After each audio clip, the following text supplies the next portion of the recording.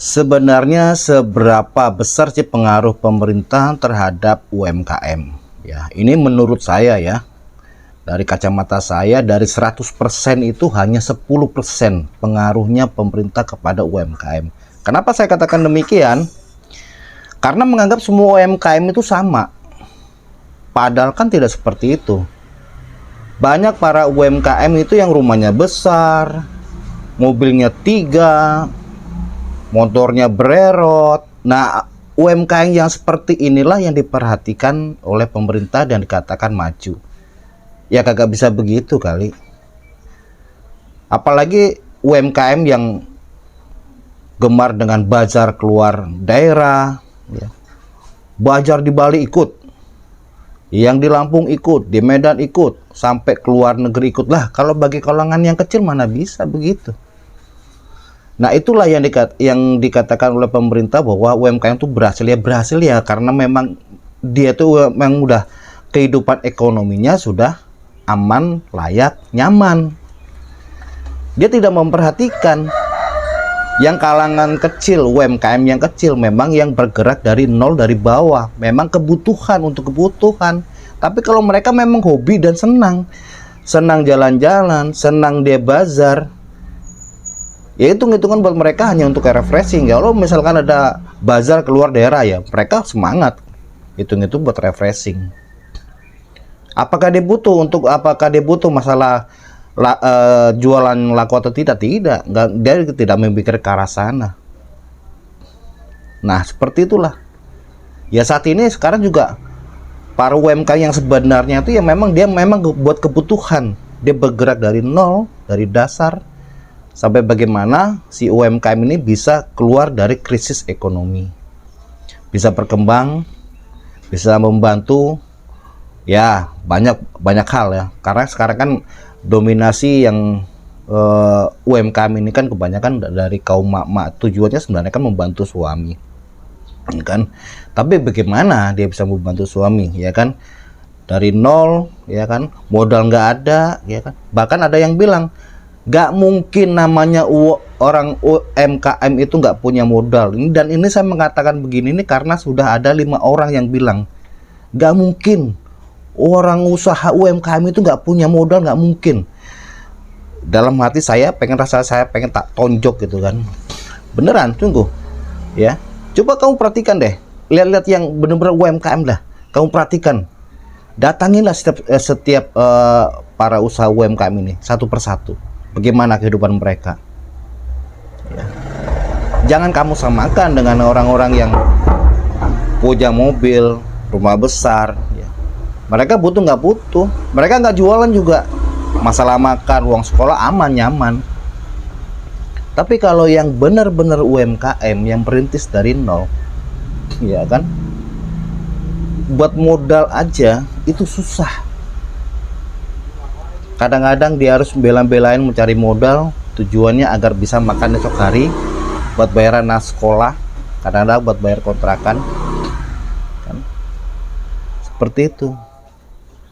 Nah, kalau dikatakan pemeran pemerintah itu membantu UMKM 10% lah, ya kan.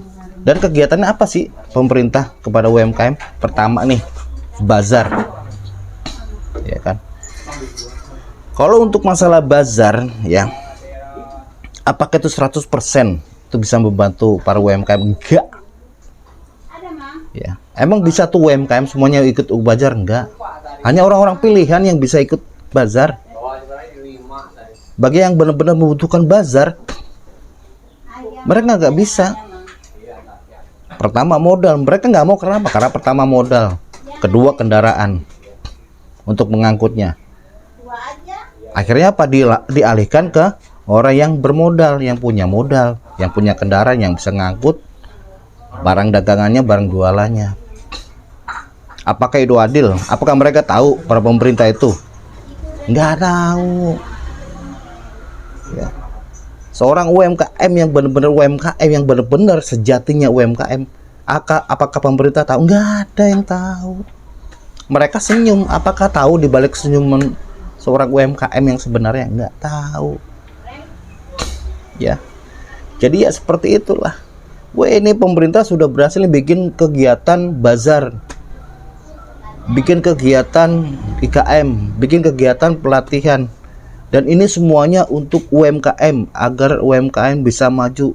Ya, itu slogannya begitu. Kalau EU kan tiap bulan dapat gaji. Nah, kalau UMKM kalau nggak jualan, nggak makan, anak sekolah nggak bisa dibuat bayaran kontrakan.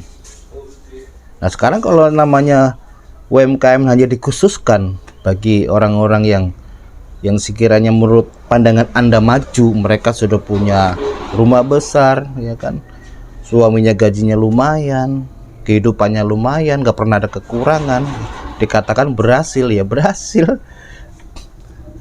Yang saya tahu mereka itu hobi senang kumpul-kumpul, ya kan, senang jalan-jalan, senang refreshing. Jalan-jalan refreshing kalau ada misalkan kegiatan bazar di luar daerah, bahkan ke luar negeri. Dan mereka mengatakan begitu, saya hobi senang bazar karena asik, punya teman baru, kawan baru, bukan? Keluar daerah dia jabanin, keluar negeri dia jabanin, ya karena tujuannya itu. Tapi kalau bagi uang kecil, uang cilik, mikir 1000 kali. Jangankan yang jarak jauh keluar daerah, ya, yang deketan aja dia berpikir modalnya gimana, apakah bisa balik atau enggak. Ya kan? Terus apa bedanya dengan orang-orang yang kaki lima, pedagang kaki lima? Apakah dia bukan UMKM? UMKM juga. Apakah dia perhatikan? Enggak. Tapi mereka berhasil. Mereka berhasil dan sukses. Makanya bagi para UMKM udahlah fokuslah pada bagaimana cara memasarkan produk, jangan tergantung sama pemerintah. Ya, pemerintah tidak akan bisa menjamin produk kamu tua laku, berhasil, lagu kamu akan dikenal enggak. Diri kamu sendiri, kamu harus menolong diri kamu sendiri. Kalau ada program pemerintah untuk masalah halal, ya udah ikutin halal. Kalau pemerintah kan untuk halal gratis, PERT gratis, ya udah manfaatkan itu aja. Selebihnya ya Anda sendiri, berusaha sendiri, berjuang sendiri, memasarkan sendiri. Syukur-syukur bisa masuk Alfamart, Indomart, atau supermarket yang lainnya. Ya, pemerintah emang memikirkan ke sana enggak, walaupun memikirkan juga paling hanya ya 1-2 lah bisa masuk ya. Kalau saya masuk ke Indomart, Alfamart, paling produk UMKM itu bisa hitung pakai jari. Mendingan Anda berusaha sendiri deh agar bisa masuk di toko mart ya, Alfamart atau Alfamidi atau Indomart atau yang lain, bisa masuk situ ya. Tapi kalau misalkan minta tolong sama pemerintah enggak ya. Jadi buat teman-teman para UMKM ya, sebaiknya Anda fokuslah pada bagaimana cara memasarkan produk Anda agar produk Anda laku dan dikenal di kalangan konsumen ya, dan Anda bisa terbebas dari kesulitan ekonomi ya. Nah, kalau masalah peran pemerintah dalam masalah membantu UMKM ya, manfaatkan aja lah fasilitas seperti misalkan ada halal, terus kemudian PRT ya, kemudian haki, ya udah kamu manfaatkanlah itu. Kalau masalah untuk pelatihan, selagi itu Anda seorang UMKM memang membutuhkan pelatihan itu, ya ikutlah. Tapi kalau memang itu bukan kebutuhan, ngapain ikutan? Nggak usah ikutan. Karena apa? Selama ini pelatihan tuh nggak ada, tindak lanjut tuh nggak ada, kelanjutan dari hasil pelatihan tuh nggak ada, 0%. Itu hanya program aja, pengalian program aja, udah. Kita nggak butuh gitu kan. Nah, maka Anda sebagai seorang UMKM udah fokus bagaimana cara memasarkan produk, titik, di situ aja ya.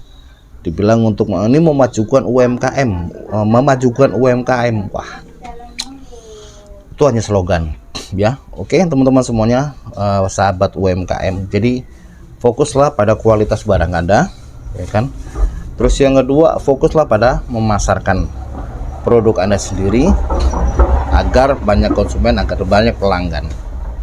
Jangan pernah tergiur dengan pelatihan selagi pelatihan itu memang Anda butuhkan dan Anda nggak tahu dan Anda membutuhkan pelatihan itu, nggak apa-apa ikutan, tapi nggak usah datang.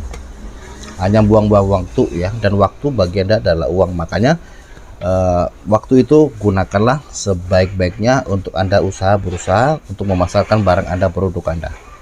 Oke, sampai ketemu di video berikutnya. Semoga ini bermanfaat buat teman-teman para UMKM Ya, jangan lupa untuk di subscribe.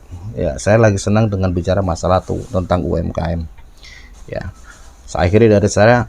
Assalamualaikum warahmatullahi wabarakatuh. Jangan lupa subscribe, klik lonceng karena gratis.